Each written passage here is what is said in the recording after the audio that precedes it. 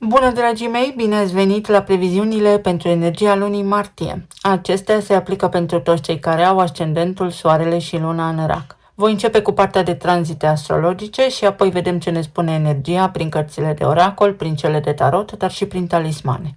Luați în considerare că sunt previziuni generale care s-ar putea să nu se aplice tocmai în conformitate cu aspectele din harta voastră natală. La nivel general, pentru voi luna martie este o lună de schimbare de perspectivă și nu începe neapărat prin evenimente exterioare mari, ci mai degrabă printr-o modificare profundă a modului în care vedeți viața voastră. Pentru voi în această lună este vorba despre credință, carieră, sens personal. Este o lună în care începeți să înțelegeți unde mergeți și de ce, sau așa ar fi indicat. La început de lună, Marte, guvernatorul Berbecului, și începe tranzitul prin Pești și vă activează casa a noua. Aici vorbim despre sens, despre viziune, despre credințe, studii, călătorii pe distanțe lungi și modul în care înțelegem lumea. Imaginea de ansamblu asupra vieții. Când Marte ajunge aici, apare și dorința de mișcare mentală, dar și spirituală, iar pentru voi se poate resimți prin nevoia de schimbare, printr-o dorință de a învăța ceva nou, printr-un impuls de a ieși dintr-un cadru limitativ. Marte în Pești nu acționează agresiv, mai degrabă ne împinge și vă împinge în această lună să urmați o chemare interioară, să vă folosiți al șaselea simț. Puteți începe să simțiți că anumite convingeri mai vechi nu vă mai reprezintă. Apar ceva idei, conversații care vă dau extrem de mult de gândit și vă ajută să vedeți imaginea de ansamblu într-o anume chestiune. Apoi avem eclipsa de lună din Fecioară, care pentru voi activează casa a treia, sau sectorul care ține de comunicare, gândire, conversații, decizii zilnice și modul în care procesați informația. Eclipsa aduce o realizare mentală importantă, este o concluzie. Poate fi o conversație decisivă sau un adevăr pe care nu îl mai puteți ignora. Pentru mulți dintre voi se poate clarifica o relație apropiată. O relație 1-la-1 conștientă cu cineva sau cu frații, surorile. Apare o decizie legată de studii sau de direcție. Modul în care comunicați poate începe să se schimbe. Dacă ai avut o povară sufletească, ai vrut să spui lucruri, acesta este momentul oportun să o faci. Să nu mai ții în tine ceea ce trebuie scos în exterior. Să nu te mai abții.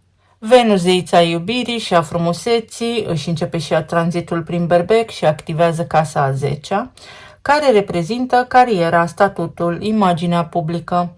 Și asta va aduce vizibilitate și susținere. Oamenii vă percep mai ușor, mai senzuali, mai drăguți, mai carismatici. Vă percep favorabil, iar relațiile profesionale devin importante.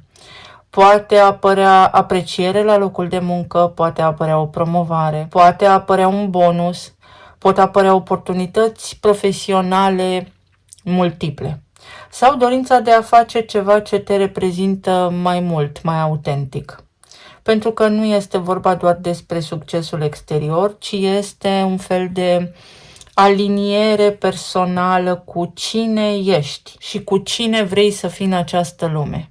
O schimbare ușoară de direcție, dar care te duce pe tine către autenticitate și satisfacție personală. Foarte important pentru voi în această lună este faptul că Jupiter își reia mersul direct în rac, în semnul vostru pe casa întâi.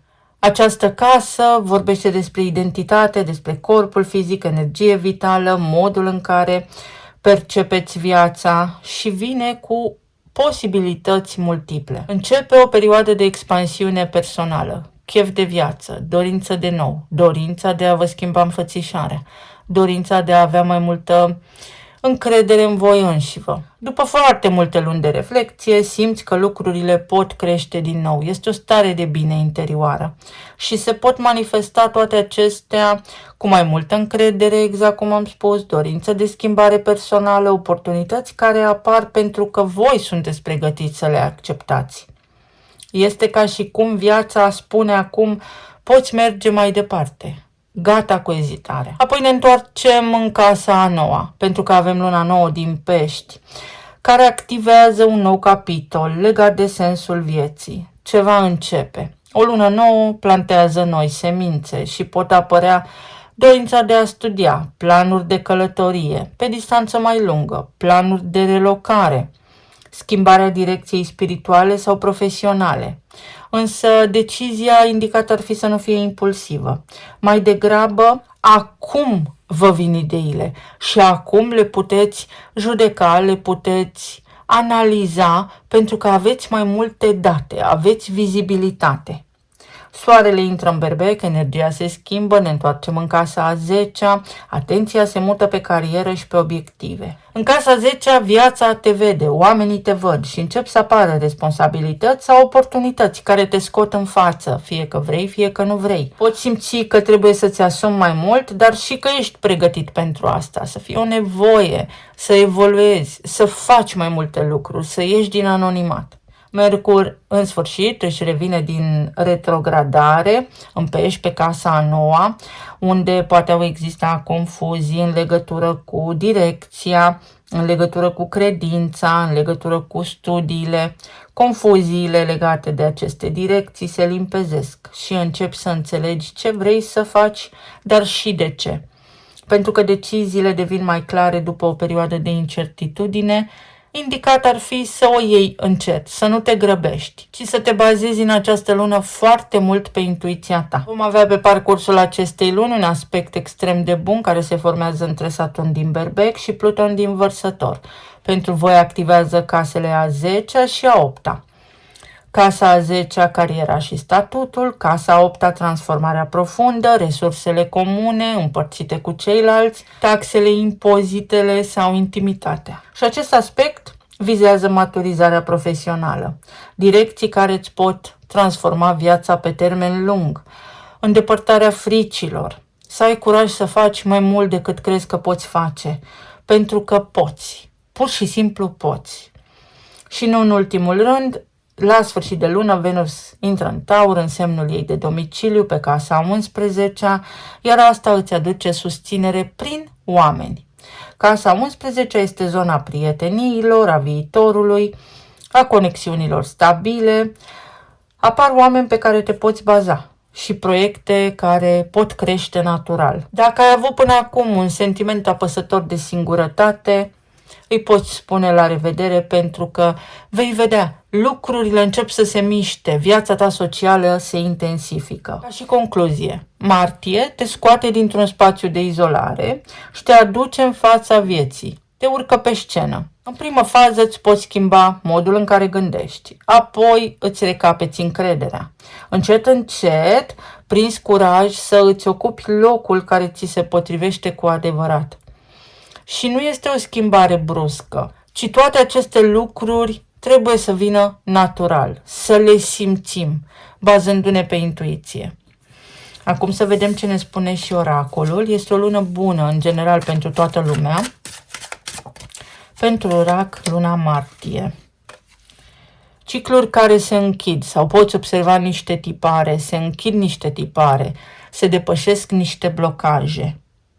Simetrie, precizie, lucruri care merg direct la țintă. Ai ceva de spus? Spune, pentru că nu mai există pericolul de a fi interpretat greșit. Se poate clarifica ceva extrem de important pentru tine. Poți pătrunde în adevăr, poți ajunge la sâmburele de adevăr pe care îl cauți.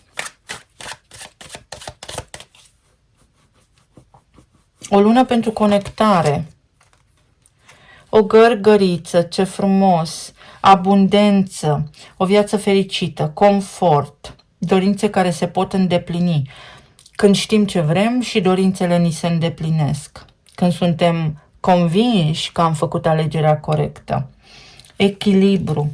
Se închid niște cicluri, niște situații care v-au destabilizat, v-au făcut să vă simțiți singuri, pentru că acum ieșiți în față, așa cum am spus, energia vă urcă pe scenă. Sunteți un soare. Jupiter își reia mersul direct pe casa 1, sunteți vizibili, sunteți mai căutați, deveniți mai relevanți pentru cei din jurul vostru sau în anumite chestiuni importante din viața voastră. Este o lună pe care indicat ar fi să nu o lăsați să treacă pur și simplu, pentru că vă aduce spor, vitalitate, energie, sănătate. Să faceți lucruri. Nu o să le luăm pe toate, un rege de bâte, să treceți de la apă la foc, de la teamă la curaj. Relații, plan material și emoțional. Pentru voi chiar este o lună de primăvară, în care totul începe. Vă dezmorțiți. Profesional, personal, financiar. Uite, multe lucruri aveți de făcut. Pe zona de relații avem 5 de monede, îndrăgostiții, diavolul și puterea. Puterea de a trece de la toxicitate la autenticitate. În orice relație conștientă 1 la 1 este un foarte bun prilej să identifici acolo componenta sufletească, vibrația înaltă. Să vezi dacă îți petreci timpul sau aloci atenție și timp unor oameni care merită sau nu atenția ta. Și drept urmare, te vei bucura. Te vei bucura știind pe cine ai alături, te vei bucura pentru că prinzi încredere, să îți faci culoar de trecere și să lași în urmă ce nu te ajută și ce te încurcă. Pentru alții dintre voi se încheie o perioadă poate precară la nivel financiar, poate de blocaje la nivel financiar, se încheie o perioadă poate toxică în relația voastră, în care voi și partenerul vostru de viață ați tot avut lucruri de împărțit. Poate la nivel de intimitate, nu v-ați mai conectat așa cum ar fi trebuit, sau poate fi chiar o lună de decizie majoră, pentru decizii majore. O lună în care unii dintre voi să spuneți stop joc și să plecați din relațiile care sunt toxice, care vă cer mai mult decât vă dau. Dai și primești ar trebui să fie în mod egal. Pentru alții dintre voi se aprinde o scânteie. Fantezii, iubire, pasiune, chimie, atracție, senzualitate. Asta în cazul în care căutați așa senzații tari. Iar pentru alții dintre voi este înțelepciune și elevare. De la o relație banală la una care are potențial pe termen lung. Sunteți în plină transformare. Poate fi vorba și despre faptul că inima vă cere altceva. Să vă urmați în această lună inima. Până nu îi dați inimii ce este al inimii, vă veți simți cumva străini în viața voastră.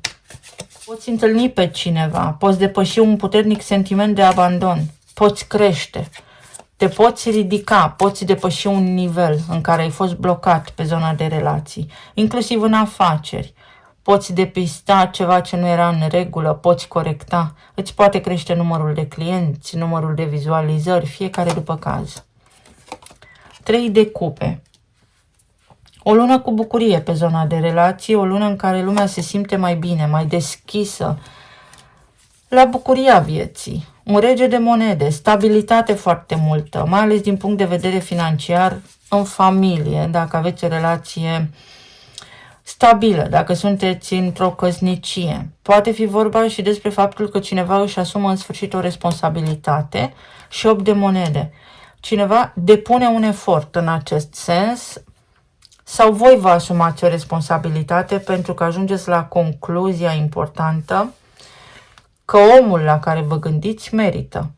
Poate fi vorba și despre antreprenoriat, despre a pune bazele unui nou proiect, unei noi afaceri, despre a vă cumpăra o casă, a vă găsi un nou loc de muncă, iar toate aceste lucruri, pentru că prin ceilalți se vor întâmpla multe, vă deschid un nou orizont către un viitor mai bun și mai prosper. Poate fi împăcarea cu un fost partener sau evitarea unui divorț în unele cazuri. La nivel de plan material, 3 de spade, spânzuratul, eremitul și 4 de spade. Aici lucrurile au fost blocate o perioadă, însă acum se activează casa a 10-a și toate lucrurile încep să funcționeze deodată, însă vor veni deodată.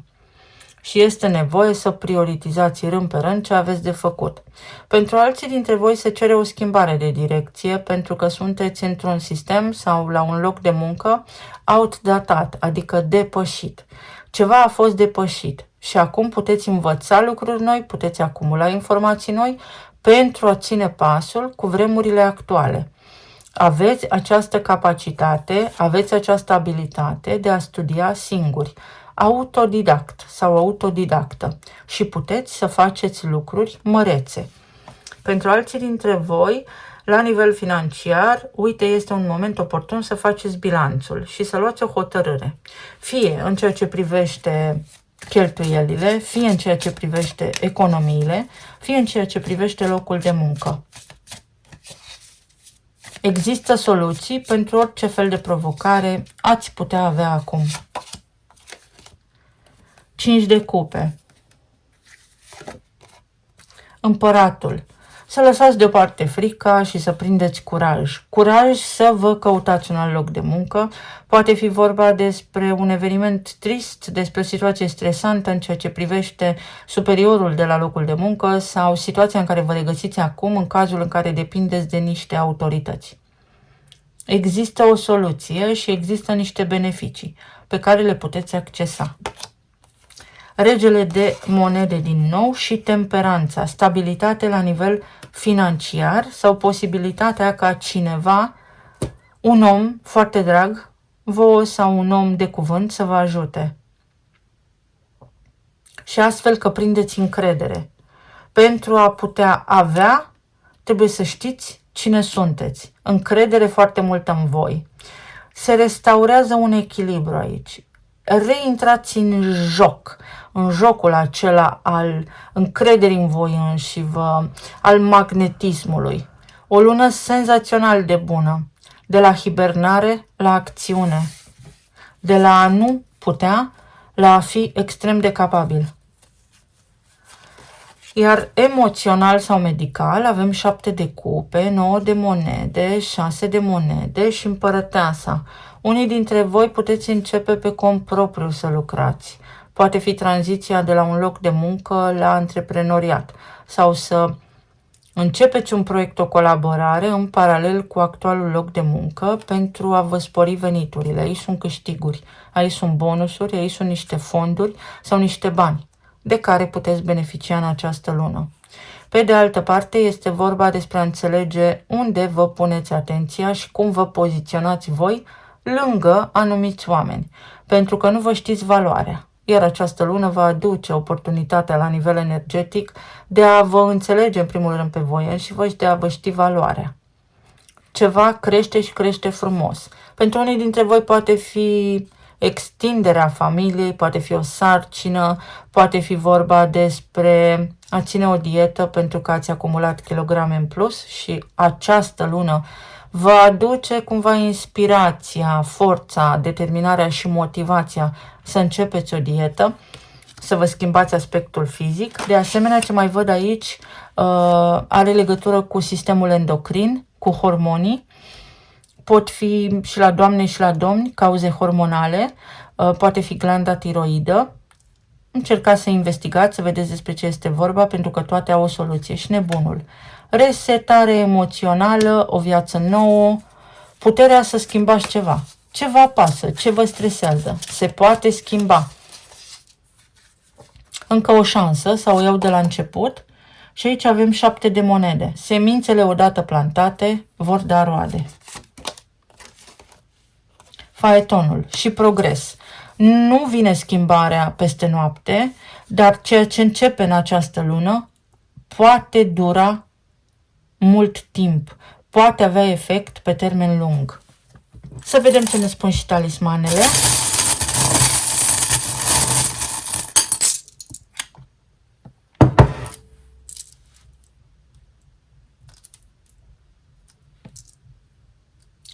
Complimente. O apariție, sunteți o apariție sau cineva își face apariția în viața voastră.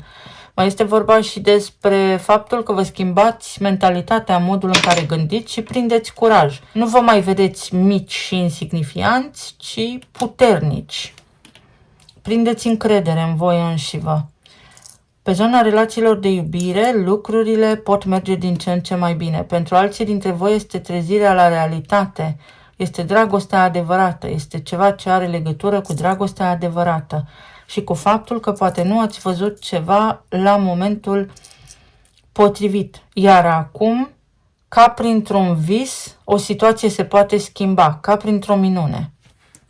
Pentru alții dintre voi este o etapă care cere acțiune, de la visare la lucruri concrete. Să vă adaptați, să încercați, să nu mai presupuneți, ci să vă convingeți.